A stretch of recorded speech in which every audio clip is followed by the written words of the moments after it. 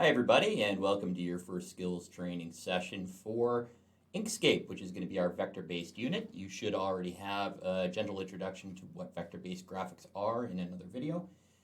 Additionally, we are going to be using several of the skills that we used in our PhotoP unit in a slightly different way. But things like fill and stroke and anchors, gradients, things like that are going to crop up in this unit again. So if you feel like you need a review on any of those skills, make sure you go back to the PhotoP lessons and just brush up.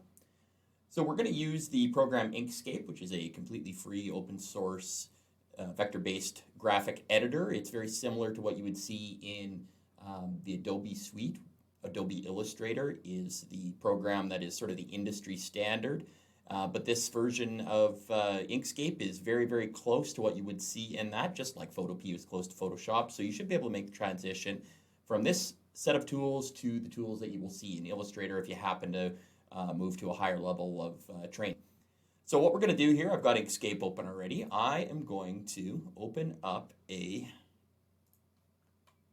vector-based image, and there will be a practice files download for you, so you should have access to all of this, all of these materials. I'm just going to go find it.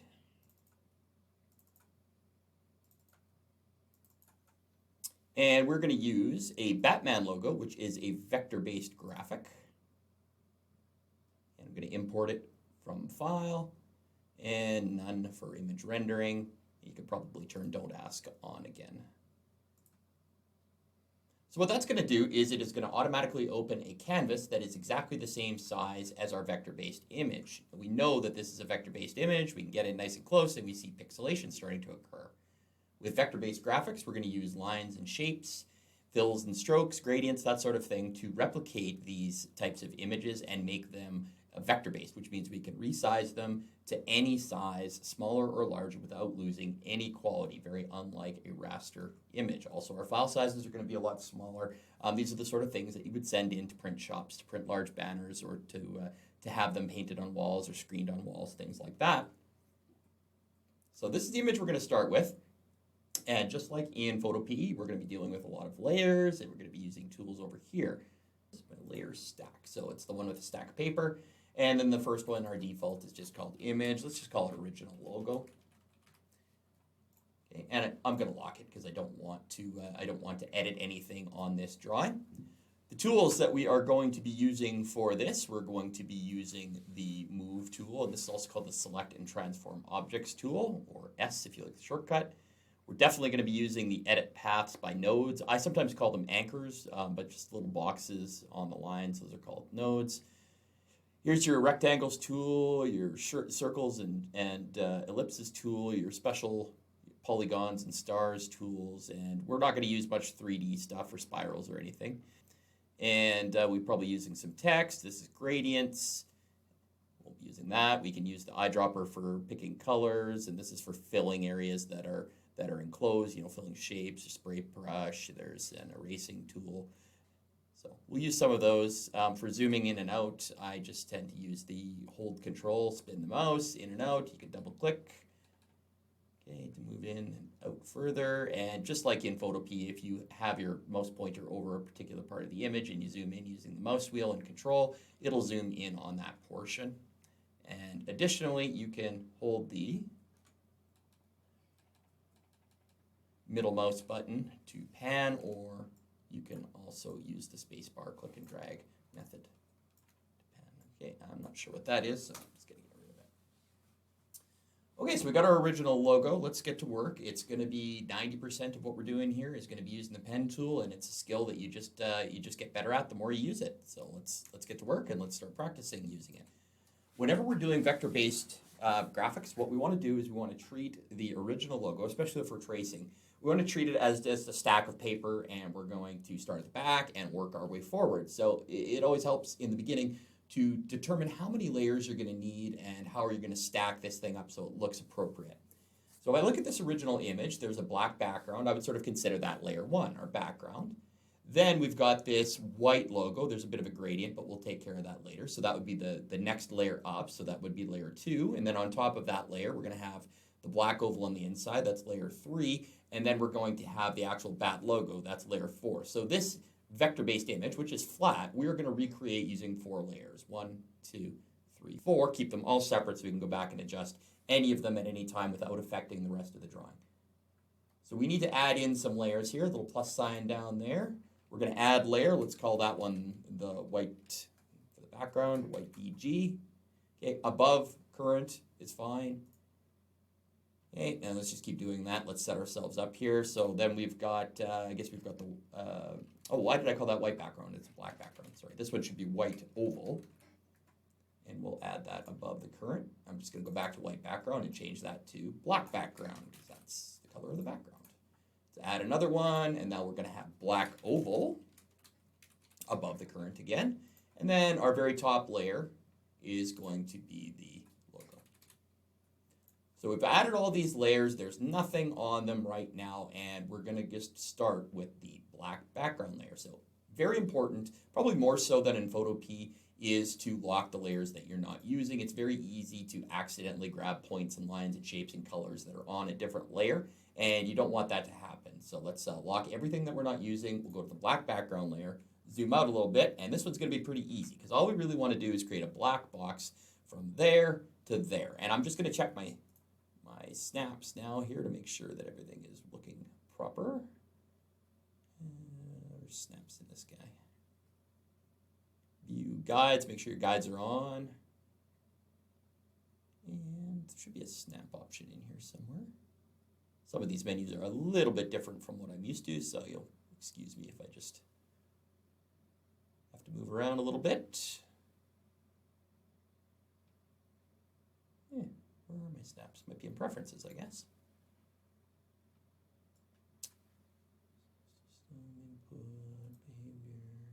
Snapping, there we go. So it's in behavior, snapping, and we're going to have our snap defaults, our snap indicator turned on. Don't worry about snap persistence. What should snap? Node closest to the pointer. I'm going to leave that off, and I'm going to leave that off. So the default settings are actually pretty good. You don't have to go in and adjust that. So let's make sure we're in our black background layer. Let's just create a black rectangle that goes from top left to bottom right. So I'm going to select the rectangle tool. When you select the rectangle tool, you will have the option to adjust both fill and stroke. Fill being the inside, stroke being the outside border. You'll notice we've got fill, NA, nothing selected, and stroke, NA, nothing selected. And that's actually the way I prefer it because I like to start, and you'll notice when I zoom in a little bit here, you can see that it snaps there, and it kind of gives you a little indication. So I want to start there, and I want to drag that rectangle down, and I want to snap it down to the bottom. That's great, and then I can go in after the fact, and I can adjust the fills and strokes. So if I go to the stroke, it says unset, okay?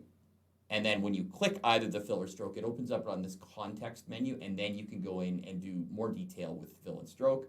So the stroke style has a width because it's just a line around the outside. You have stroke paint, and then you've got your fill color.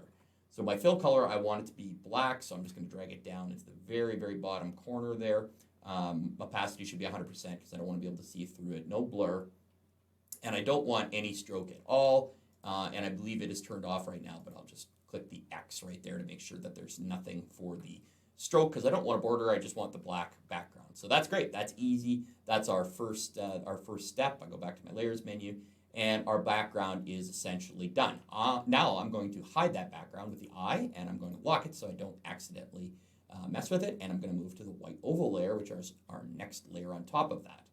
Unlock the white oval layer, click on the white oval layer, and then what we're going to do is we're going to start an oval and try to match it up perfectly with the outside of that. Now this is sometimes a little easier, in fact almost always a little easier if you have a couple of guidelines that you drag out. So we're going to assume that the middle of this image is right at that point at the bottom, okay, of the bat symbol. So I'm going to go to the ruler on the left side of the image. I'm going to click and drag out a guide. And I'm going to line that guide up dead center with the bottom of that. So right there is pretty close. And then you can adjust these in the guides menu if you want. Whoops, I accidentally drew a rectangle there. I certainly don't want that. If you ever do something you don't want to, you can Control Z, or you can go back and select it and hit the delete key. Either works. So that's going to be pretty close. We can also move our rectangle or any of the objects later or resize them to make sure they're in the perfect spot. I'm just going to kind of eyeball what I think is the center of this image. Okay, so let's just go to where I think is right the center of the oval. I'm looking at this side of the oval to kind of dial this in. Okay, so that's probably pretty close, and I just put that starting point there to give us a pretty good idea of where we need to start this oval. The oval is going to be white. We're going to be using the circle and ellipsis tool. And then in the ellipsis tool, we're going to have the same options for stroke and fill, and we can adjust that later. Okay, so right now, if I went to the stroke and fill, I've got a fill and a stroke. Oftentimes, actually, I will fill things with just a path without color or whatnot, but it's certainly no big deal if you just start here. So if I start here, here's the problem. My oval is going to start from the top corner and go down. I don't want to do that. So a way to get around that is by holding the Shift key. So it's sort of like Photo key, where if you hold, I think in Photo key it was the Alt key. If you hold that key, it will start from the middle instead of from the edge. So my goal is going to be to get this just to the outsides. And you'll notice that it's a little bit offset because if I've got white showing on, or if I have no white showing on the top, I've still got white showing on the bottom. That's okay. You just basically got to start your oval, and then after that we can adjust these handles to make sure it matches perfectly. Right now I've got a black fill. I would like that to be a white fill, so I'm in the color section of fill, and I'm just going to drag that up so it's perfectly white. And I do not want a stroke, so if I go over to stroke, I'm just got no paint. Hit the X if there is a stroke there. Now I'm going to go to my select and transform, so that's just basically the move tool up there, and we can dial things in perfectly from this point. So all I want to do at this point is I want to go grab that little handle at the top, and I want to drag that up so that it matches the very top there, and then I want to go down to the bottom, and I want to drag the point on the bottom down to the bottom there. So if I zoom out, hopefully top and bottom match, and now we want to do the same thing on the left and right. So just click on that. There's a little double arrow there. It's really tough to see, but it's right. It is there. And I'm just going to bring it out so I can't see any of the white, and then I'm going to go to the other side. I'm going to do the exact same thing. Sometimes it's quicker just to zoom out on your image and then point where you want to go and then zoom in again. So same thing over here. I'm going to grab that little arrow, bring it back, bring it forward till it just perfectly covers. Zooming back out again.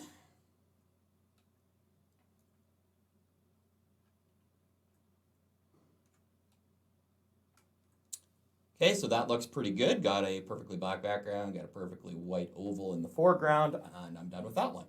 Okay, you just do it one at a time. So I'm going to hide the white oval layer. I'm going to lock the white oval layer, and now we'll go do the black oval. Exact same process. So I'll do it pretty quickly here. Unlock black oval. Still want my oval tool. Going to start in the middle again. We know it's not actually the middle, but it's close enough for our purposes. I'll get it out kind of close to where I want it, and then I'm going to change the color of the fill to black this time. There we go. And then I'm just going to go back to the selection tool, and I'm going to drag each corner so that matches perfectly. Hard getting the arrow there. There we go. And right up to right there. Go down to the bottom. Do the exact same thing down here. Grab that little arrow. Oop, missed it. Grab that little arrow. Drag it down to there. Go over to the right side. So it's pretty close already, but I'm just going to go grab it and right to there. Go to the other side. Finish it up.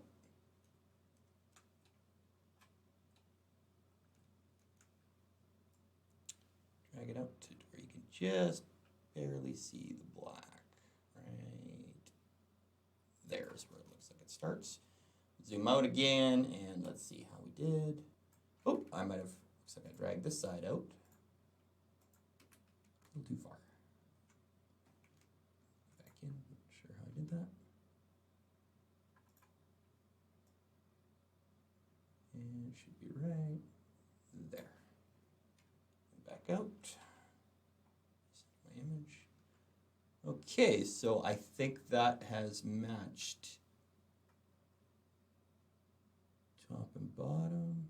This gray part here is actually part of the white. If I go up here, you can see where the black ends. Black ends right there. So that's part of the gradient, and we'll deal with that as our very last step. So I think our black oval is in good shape now. So I'll go back to the layer stack, and I will hide that and lock it. And you know what? We can show it just to see how we're doing so far. So if I go to the original logo and turn it off, then I unhide or show the black background. Looks good. White oval looks good.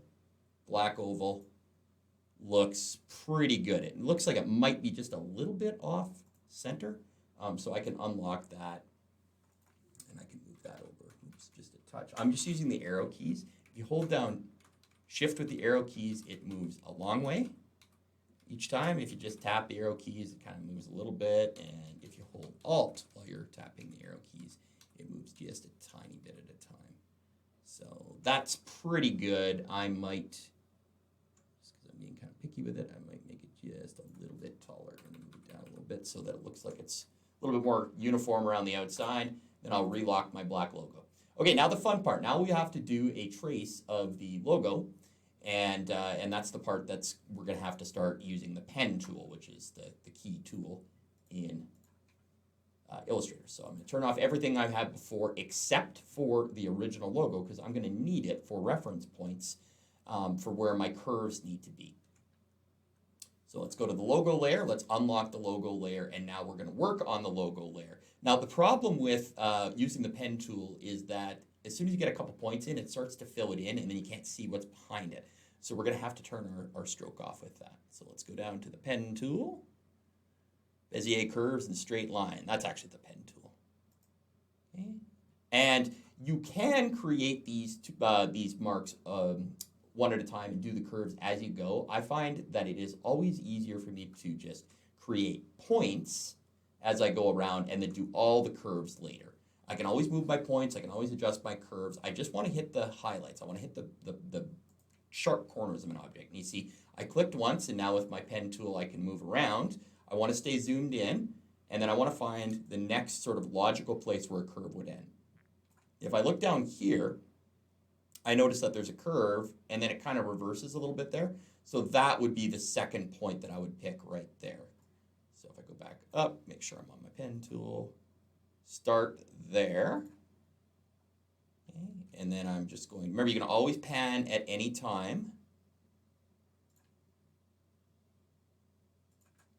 by clicking and holding the middle mouse button, the spinning one, and that's going to allow you to pan around your screen. So I think the first big curve ends there, so I'm going to click there, and then it'll just keep going, and every time you click, it'll put a new point in. Now this one, I want to have my point right there, and then if I zoom out, you'll notice there's a nice big long curve here, and you can do that all with one curve. So when we zoom in again, I'm going to want to make that curve right there, or the point right there. And then you just click the points as you go around. Okay, I want another one there, I want another one right at the bottom, and then for the other side, it's essentially the same thing. So we're going to go click there,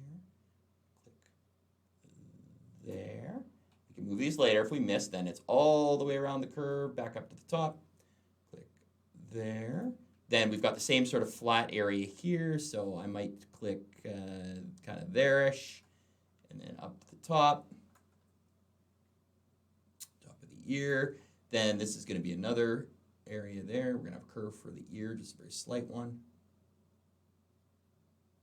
And then a nice round bend to the other side, and then back up to where we started. So if I zoom out now, okay, you can see sort of a stroke, a black stroke around the points that I clicked, and that is literally a stroke. So if I go to the stroke menu here, okay, I've got the stroke paint, and I can make that thicker, or I can make it shorter. I can change the color of it. Probably makes more sense if it's something that you can see very easily, and we can always turn it off after. So I think I might put it in white right now, and I'm going to make it very thin. So I'm going to go to, oops, too thin. There we go. So that's as thin as I can make it right now. And then that'll be enough to help me bend these lines to where I want to bend them. So you probably have something similar. You never want more of these little anchor points than you need. So every curve, wherever possible, should just be 2 points, the start of the curve and the end of the curve. So big curve here, that's going to be this point and this point. This curve from there to there, this curve from there to there, this curve from there to there. Anything that's a curve. You should not have multiple points around your curve. So I shouldn't have a point there and a point there and a point there. That's just leading to difficulty and frustration later. So we have all our points created now, and our goal is going to be to start bending these lines one at a time so that they actually match the contours of the logo. It says edit paths by nodes, and that's where we're going to want to go now, because if you click on this, now you're going to see that these anchors or nodes, depending on how you think, they are available. Okay? Which means you can grab them and you can move them if you just missed. But more importantly, you can bend lines now. So what line do I want to start with? Maybe I'll start with these outer lines. So if I grab that outer line, just clicking and dragging, you may remember this from another unit. Now, I might actually go change my stroke color to something that's not on the image so it's a little easier to see. Maybe red's probably the best option there, so I'm just going to use that for now. So I just clicked and dragged and bent that out to there, and now I can use the handles to dial that curve in perfectly. And I'm just doing all the math behind the scenes. So you got a handle there and you got a handle here, and you got to manipulate both of them until you get that curve so it perfectly matches the outside. And yeah, it's gonna take a little finagling. If you miss it, you just click on it again. Click on the red stroke and it'll, click on the red stroke and click on the anchor and drag. Okay, so this is all just sort of manually finagling it. And if it goes just a touch outside the line, that's okay. A touch outside the line is fine, because this curve right here might not actually be perfect on the vector raster drawing, but it is going to be perfect in the vector drawing. So we just want to make sure that we get it as close as we can, not accounting for any potential errors in the original drawing, which this one appears to have, because if I match that curve up there, you'll notice it's a little bit out on the end. Okay, so that, dragged it a little bit too far. Just a bit more. Okay, so that's pretty good right there. As long as I'm in, I'm already doing the outside on one side, I might as well go do the same thing on the other. So I'm going to click and drag. Okay, again, make sure you're on this tool right here, the Nodes and Anchors tool. I've just got it out to the edge there. Now I'm going to click on this point to show my handles and drag the handles out until I match the curve up.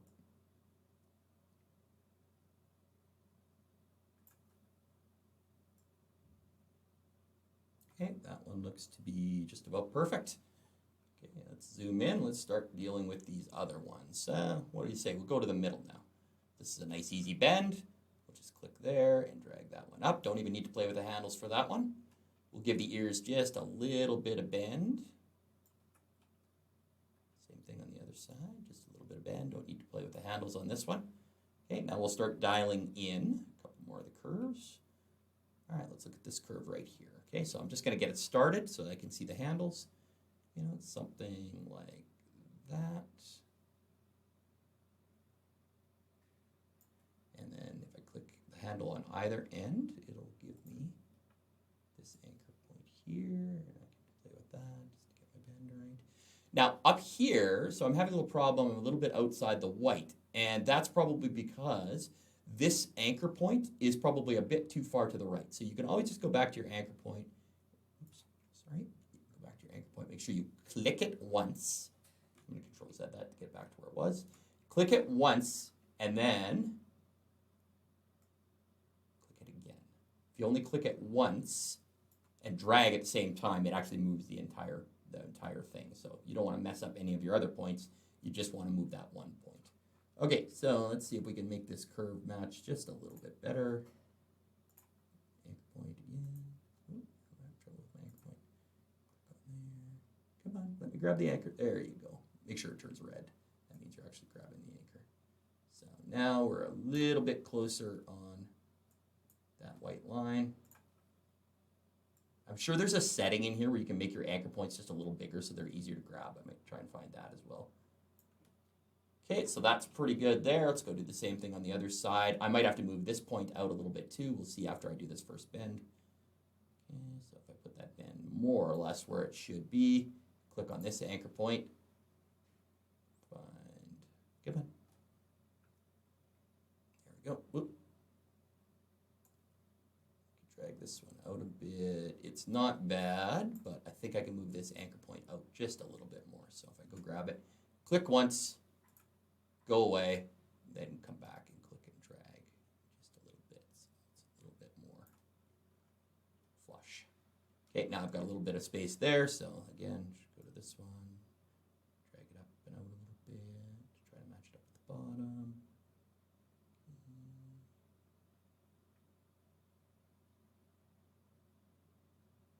Still going inside the line a little bit there. It's not the end of the world, but I can always move this point just a little bit to kind of meet the difference between the two. Not bad, and then that matches pretty nicely all the way around to the original point, and then you just keep bending your lines, okay? After this, you should have, it's just a matter of getting practice, bending the lines, grabbing the handles, and making the curves match perfectly. Don't worry if those ends lose their sharpness. We can fix that later, and we're actually not going to be using a stroke at the end anyway. It's just going to be a color. So I'm sure there's a setting to make these handles a little easier to grab. Probably ability to change the size of them a bit. A little up there, a little down there, a little more up there. These are called Bezier curves, by the way. They're named for the mathematician who invented or figured out the math for making mathematical curves so they can be represented digitally instead of just with pencil marks. I don't think he was a graphic designer. I think he was a mathematician. But math is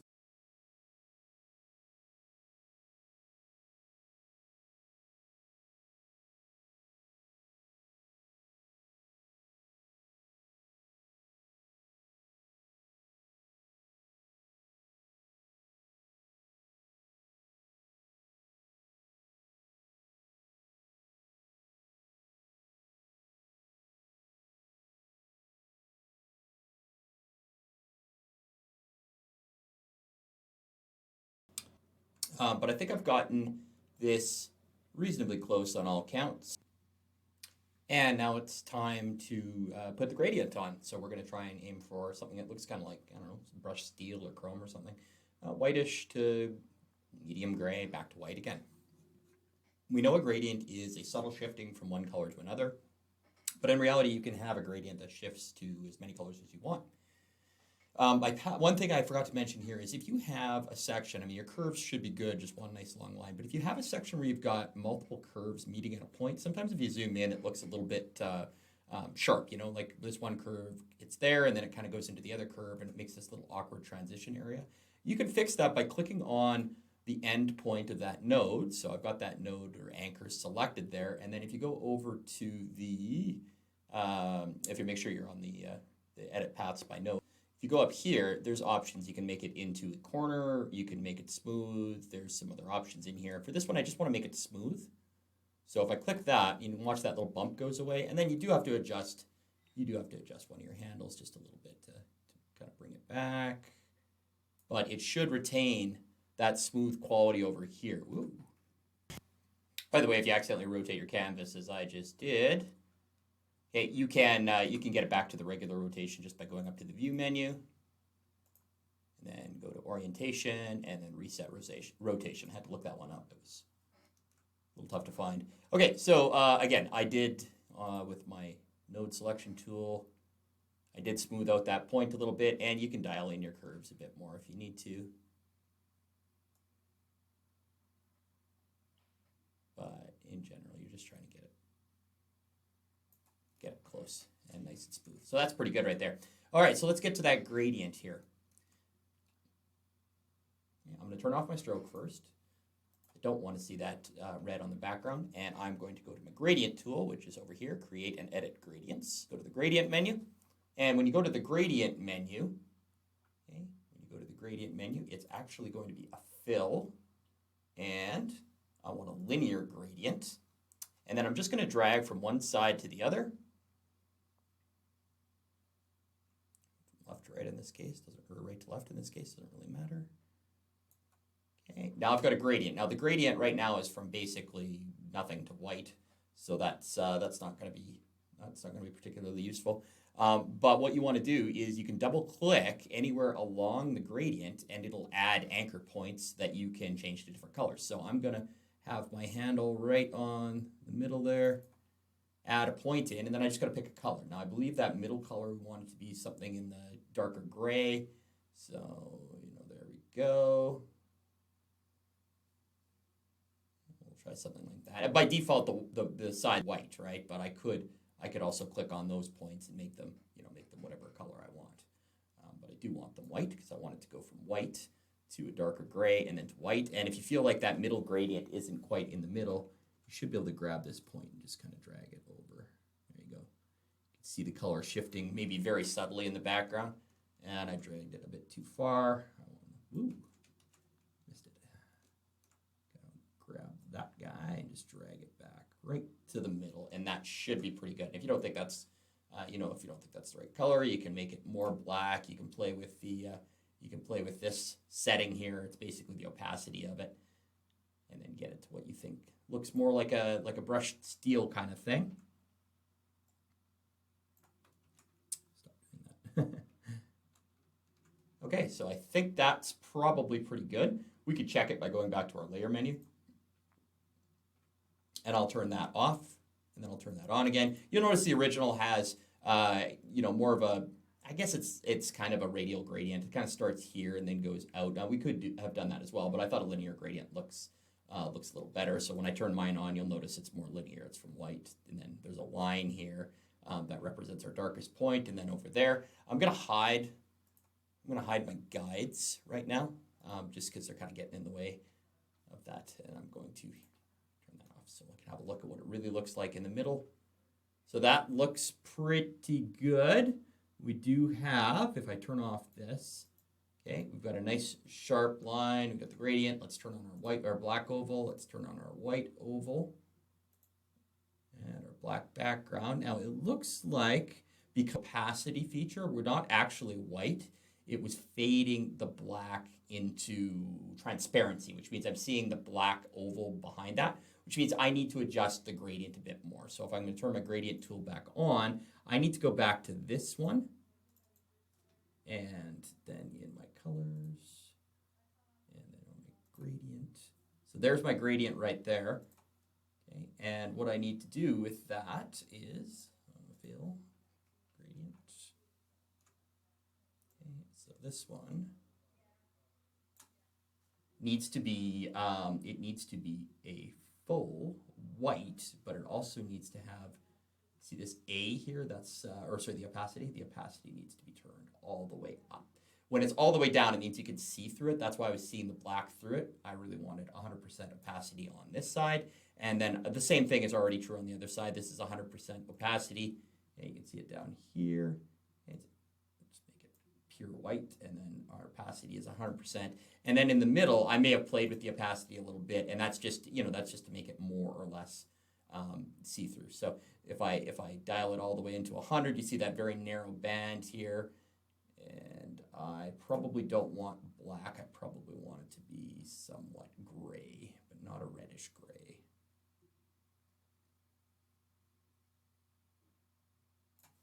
This might be a case where using with that slider, you can also play with these other ones too. There we go. That's better. If we go into the Cmyk, we've discussed the difference between RGB and Cmyk. There's other color systems as well, but if we go to the Cmyk, K is black, so I don't have to play with the alpha. I can keep that at 100%, and then I can just play with the grayscale. That's the way I want to go, because as soon as I start playing with the alpha, then I'm letting things from the background shine through. So I want that alpha, that's the opacity really is what that is. I want that at 100%, and then in playing with this grayscale, I can get sort of feel for that. Don't want to blur it. Okay, so how does that look? That looks a little bit better. All right, back to our layers menu, and let's just see what we think. Okay, so there's our logo, there's the original, our logo, the original. It's not bad at all. Theirs has a beveled edge. You can see this beveled edge underneath it, and we could try to replicate that. But if we're going to do that, we should I should definitely create a stroke and put it on a different layer, because when I apply an effect to anything that you've drawn, it tends to affect the entire fill area as well, and then it can start looking a little gross. So here's how we might accomplish that. I'm going to go back to my layers menu, and I have my logo, and I know my logo has a stroke and a fill. I'm just not showing the stroke right now. I'm going to right click on that logo, and I'm going to go duplicate current layer. And then where it says logo copy, I'm just going to call this bevel or something like that. This is just going to be our beveled edge. So currently my logo layer, I'll lock the bevel for a second. Currently my logo layer, if I look at it, I don't have any stroke. I'm going to click on it, I guess. I don't have any stroke. You know, there would be a stroke, but I don't have that turned on. I do have a fill. So I want to turn the stroke off on that layer. So that was the original logo that we traced. I'm going to lock that. Then I'm going to go to the new bevel copy that I made, which would be the exact same as the one below it. But in the bevel layer, okay, I'm going to go to the fill section. Make sure I'm clicked on it. The fill section is currently set to the gradient, remember? So I'm going to turn that off, but we're still going to see it because we're looking at the one underneath it. Then I'm going to go to stroke, and I do want to turn my stroke on, and I want to make it sort of a grayish color, somewhere in here. And then I'm going to play with my stroke settings just a bit. You'll notice that some of my corners are sharp, and some of my corners here have this edge, and I don't like that. I want to make that sharp. You can just go into stroke style, and then there's this little join section right here. If you just toggle that up sort of a little bit at a time, you will eventually get to the point where these lines sharpen out. So just make sure that I'm on the right layer, and I'm just going to keep bringing them up. I noticed that one just got sharp. Keep bringing it up. Okay, that one just got sharp, and you just got to keep bringing it up until they're all sharp. Okay, so that one, 7.4 is the least amount that I can have sharp ends on all of these. I've got my stroke width set to 2.64. You can or 0.2645, somewhere in that range. You can play with that as well if you want, but I'm just going to try and put it at 0.265 right now, and then we can always play with this stuff later. But what I want to do is I want to apply a bit of an effect just to that stroke. So let's go back to our layer menu, and again, all the stuff that we did before is all locked, and I can even hide it. I think I'll keep the black oval on just so I can see it easily. Okay, so now my bevel layer is only showing the stroke right now. It is turned on, so I just want to make sure that I've got that clicked. And now I'm going to go up to the filters menu, and there's all sorts of filters. You'll have to play around with them. This isn't the sort of thing you typically do on vector drawings, because these effects are not easy for a machine to replicate, and they don't print very well. Typically, if you're doing effects like this is the sort of stuff you'd be better off doing in Photoshop. But they do exist in here. So I'm going to go to the non-realistic 3D shaders. There's one in here called Sharp Metal that usually works pretty well to kind of give it a little bit of an embossed look. Okay, so there, you see what's happening there. And then right beside your layers menu over here, there is a filter menu. And you do not want to start playing with these things. It's, unless you really know what you're doing. You get yourself into a lot of trouble over there. This is sort of like the general effect slider right here, and you can dial it up or down based on what you want it to look like. So as I'm dialing it up, it looks like it's getting a little darker at the top. As I dial it back, it gets a little lighter, but it's still got that sort of metal shine on the edge there. So maybe something like that. You could also put a manual number in here if you wanted exactly 0.5 or something like that. Okay, so I went 0.5. That sort of looks like it's got a little shine to it, and also looks like it's got a little bit of a ridged ridging in it or beveling in it. So if I go back to my layers menu, okay, I've got the bevel layer. I'm going to lock it because I want to see what that looks like. And now I'm going to unhide, or I'm going to show the logo layer, and we'll see what it looks like. So it does look like it's got a little bit of a beveled edge there. Not bad at all. And then after the fact, you can always go back into your bevel layer, unlock it, go to your stroke style, and now, after the fact, you can play. Make sure it's selected. You can play with the thickness of it, and the effect will stay. So, I can make it thicker, I can make it thinner, the effect will stay. You can also play with these right here. So you just, sort of get it where you think it looks best. And then I will show everything except the original logo. And there we go. We've got, sort of a transition from white to dark gray back to white. Gives it that sort of brushed steel look. I've got a little bit of a stroke with a filter effect on the outside, giving it a little bit of that bevel and, shiny steel look. The only thing that I would say just stands out for me a little bit is that my white oval does not have that gradient effect, because remember, this white oval is a separate layer. It's not the same as the logo layer that we use the gradient on. And if we look at the original, I believe in that white area has some sort of gradient. Yeah, you can see on the outside it's white, and then it makes its way to sort of gray and then white. So we could fix that very easily. We just got to make sure we're on the right layer. So let's go to our white oval layer, and we can even turn everything else on. And from here, we're just going to make sure that it's unlocked so that we can put a gradient on it. On our white layer, or white oval, make sure you select the oval, and then currently it's got a white fill in it. So if I have a fill, it's the white fill. And I want to grab a gradient and sort of match it to what I'm seeing inside what we did on the logo layer. Luckily, when you do a gradient in a file, it saves it so that you can use it again later. So I am currently on the white oval layer, and I could go to the gradient tool and I could draw another gradient and play with the colors and whatnot. But I really do want it to match what's going on the inside. So instead of trying to draw a new gradient and double click to add colors, white and then that dark gray and then white again, I can actually just go into my fill and then go to linear gradient. And on the list, there's probably a couple gradients, but this one here, and you can rename them whenever you create them. This one here, I think, is the one that I used for the inside of the logo. And you can tell that's right, because now if you look at the outside of the white oval, you can see it's white, gradually makes its way to the exact same shade that you see in the inside the logo, and then back outside. So I didn't actually have to do any work there. I just needed to pick a gradient that already exists, and it applied it to the white oval just the same way that it applied it to the logo.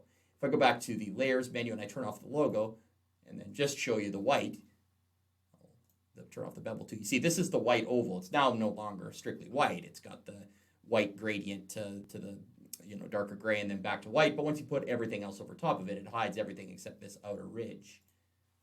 All right, so I think that is done. I think that's a good representation of the original, given what we had. And now we just got to save it. I should have saved it several times along the way. So I'm going to save this. Make sure you save it as an SVG file, because that retains all of these layers and all the instructions and whatnot that you can go back and edit later. If you don't save it as an SVG file, you're going to find that you can open it, but you can't actually go back and adjust anything. So you're going to have to kind of start from scratch again. So save as type Inkscape SVG. There are lots of other types, but that's the one we're going to use. And the only thing about SVG files is that your computer is probably not set up to open them in Inkscape by default. It's probably going to try to open them in a web browser or a different program. And that won't ruin the file, but it also won't let you edit it because it thinks it's a picture instead of some, a file, a vector-based file that you can edit.